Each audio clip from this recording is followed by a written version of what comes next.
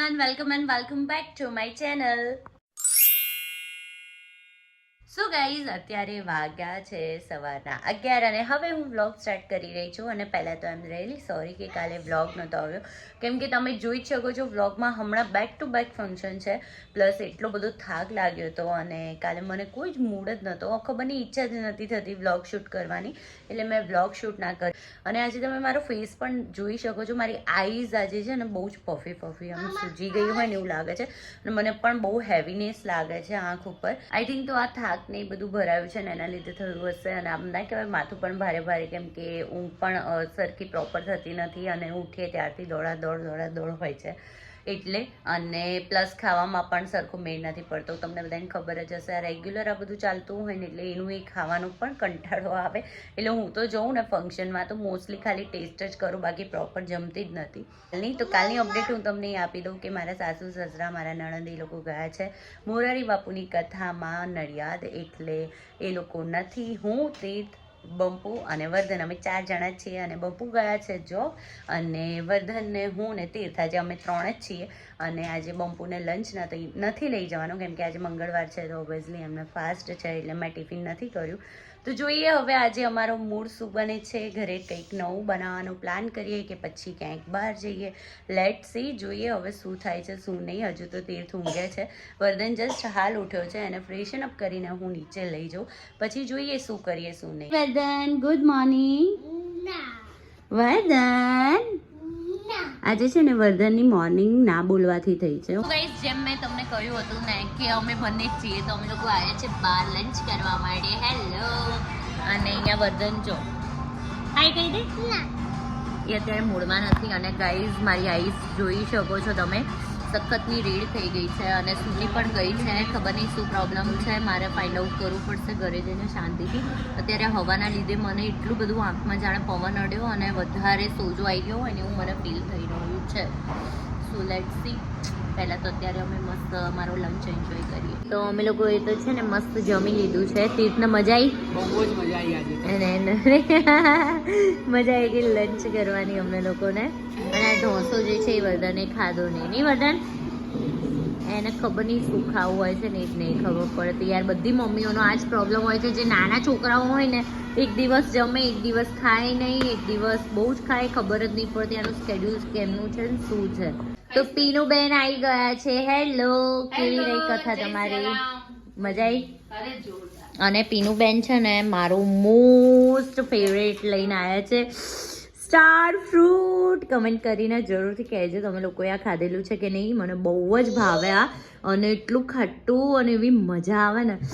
તીર્થ જો ઊંઘમાં એનો ટેસ્ટ લઈ રહ્યો.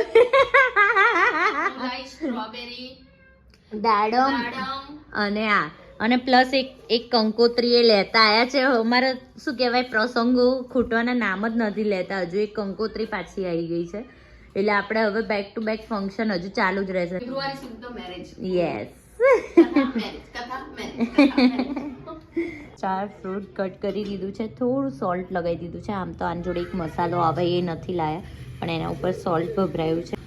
Let's taste it. અહીંથી ખાવાનું, અહીંથી ઉપરથી. તું ખાનો તો થોડી નહીં કરત, ખાતો નહીં. ગાઈસ અહીંયા છે ને વર્ધન બહુ જ મસ્તીએ ચડ્યો છે, હે ને બંપુ?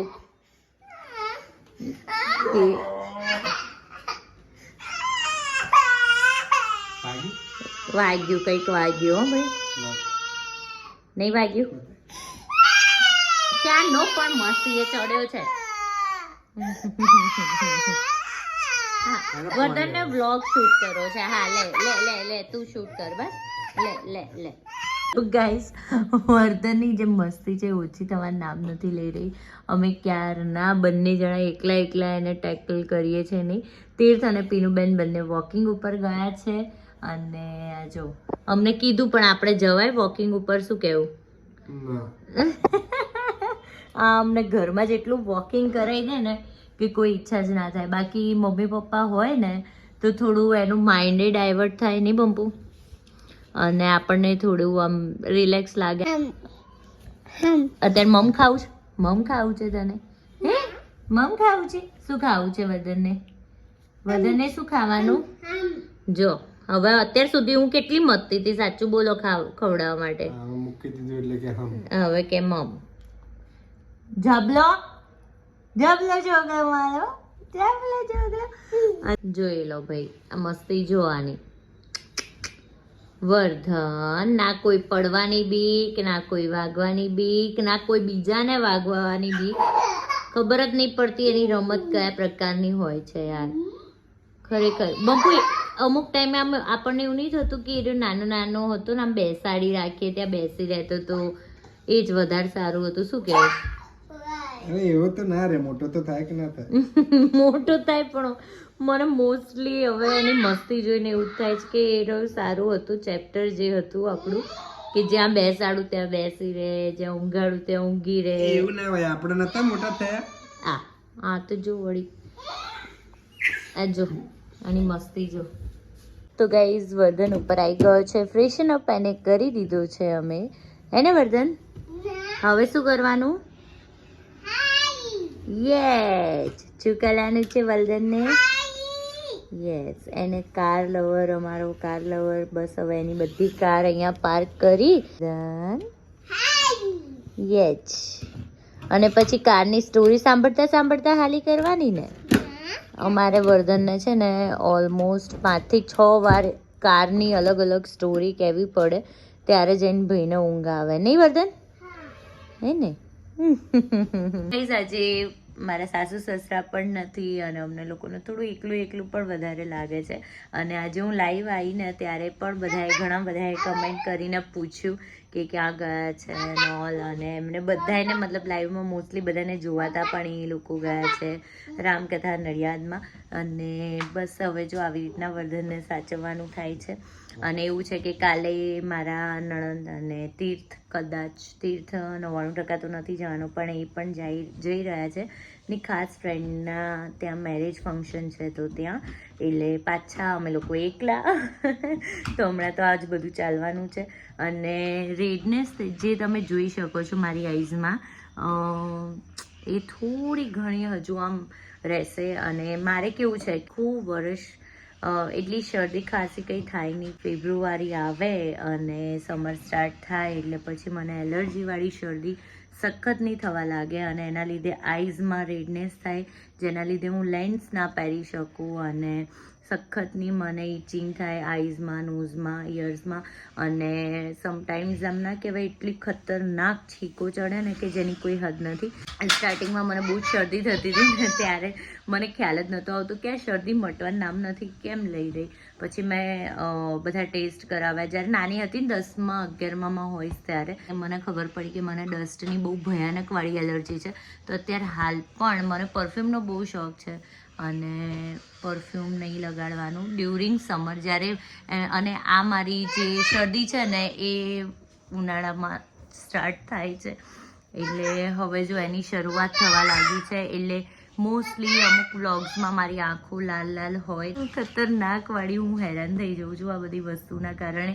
એમાં ફેબ્રુઆરી સ્ટાર્ટ થાય ને એટલે તો આઈઝ બને છે મારી. અને આ ફેબ્રુઆરી મારું નીકળી જાય તો વધારે સારું છે, કેમ કે જેમ મેં તમને પહેલાં પણ શેર કર્યું ને કે એક સરપ્રાઈઝ મસ્ત આવવાનું છે. તો એ સરપ્રાઈઝ પૂરું થઈ જાય ત્યાં સુધી આ જે એલર્જીવાળી શરદી છે થોડી આમને કહેવાય કંટ્રોલમાં આવી જાય ને તો વધારે સારું. હવે આનું તો કંઈ થઈ શકે એમ જ નથી. આ તો એનું કામ કરશે, આપણે આપણું કામ કરવાનું છે. પણ હા, ડેલી વ્લોગ્સ આવતા રહેશે. અને ક્યારેક ક્યારેક આ જે મેં તમને રીઝન કીધું એના લીધે કદાચ મને વધારે ઇરિટેશન થાય તો એકાદ વ્લોગ સ્કીપ પણ થઈ શકે છે. એની શક્યતા 99% નથી, પણ 1% કદાચ એવું થાય તો, અધરવાઇઝ તો નહીં. અને હા, આજનો વ્લોગ કેવો લાગ્યો એ જરૂરથી કહેજો. ગમ્યો હોય તો like, share and channel subscribe કરવાનું ના ભૂલતા. Thank you so much guys, bye bye.